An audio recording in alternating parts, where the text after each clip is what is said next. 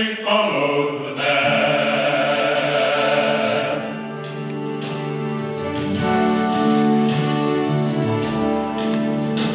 Not knowing where we were going, charting the waters of faith, led by his light through the darkness, drawn by the star of his grace, putting our fears behind us, moving through restless seas, trusting him as our captain, not knowing where he would lead.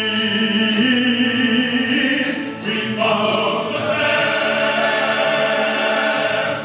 we followed his voice,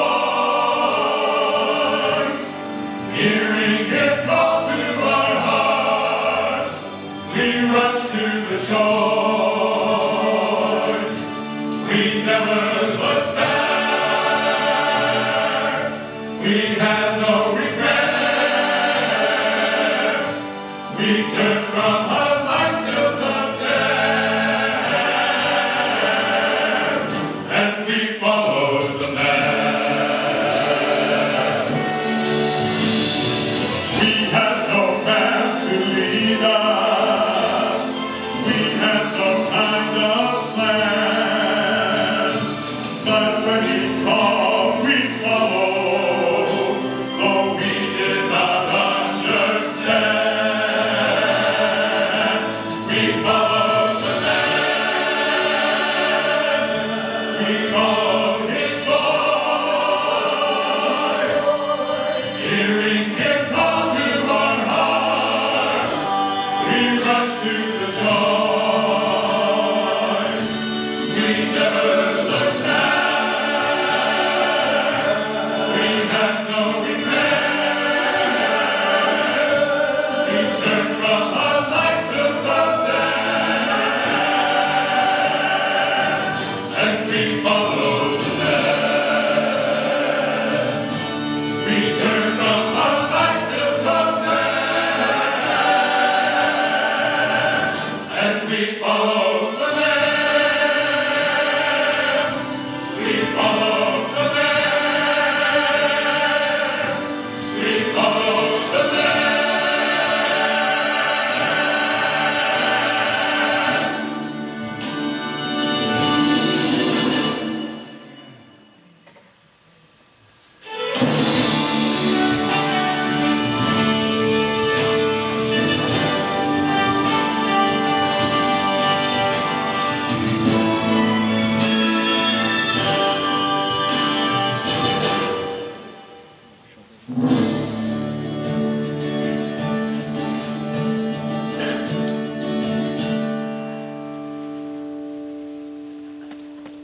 At first, there were only a few who listened, farmers and fishermen, women and children. But slowly, his following began to grow, and soon he was the talk of the countryside. All through Galilee and Judea, he drew crowds and amazed people with his teaching and his miracles.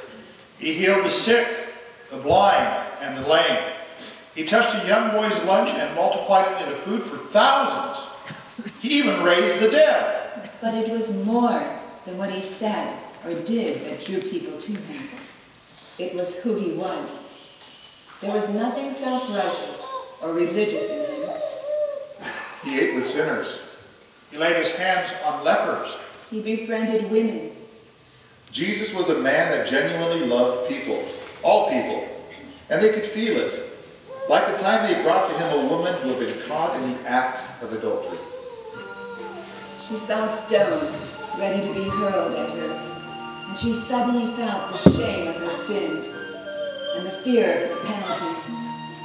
Then Jesus stepped between her and the angry crowd and challenged them by saying, Let he who has never sinned before throw the first stone. One by one they left, until there was only the women and Jesus. When you see a lifetime of darkness, you know when it's finally light. When you've made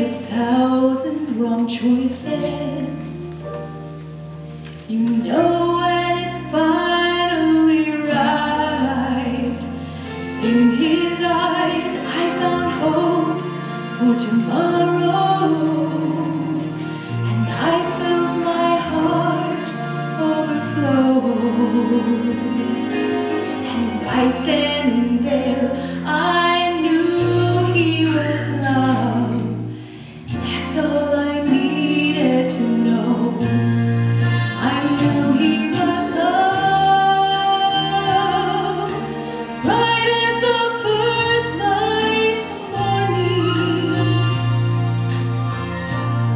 I knew He was love, deep as the river that flows. I didn't know where He came from, where He was planning to go. I only knew He was love. That's all I needed to know.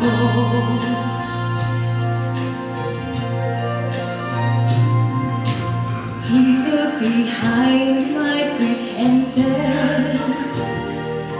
and into my weakness and pride. He looked behind my defenses and into the heart that I hide. In His words are acceptance and healing, and a powerful feeling of hope. And right then and there, I knew He was love, and that's all I needed to know. I knew He was love. Jesus was love, bright as the first light of morning. I knew He was love. Jesus was love, deep as that river that flows. I didn't know where He came from, where He was planning to go.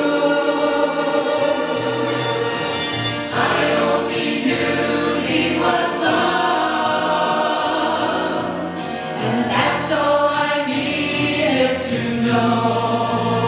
I knew He was love. Jesus was love, bright as the first light of morning. I knew He was love. Jesus was love, deep as the river that flows. I didn't know where He came from, where He was planning to go. I only knew He was love. I only knew He was love. I only knew He was love. I only knew He was love. And that's all I needed to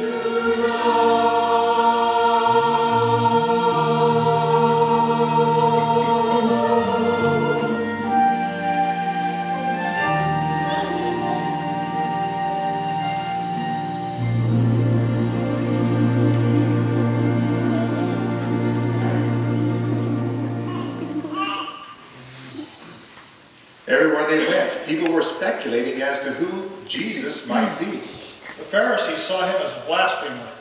The Roman authorities laughed Him off as a religious fool, But those who were open to Him were beginning to know Him as a teacher. a healer. And a friend.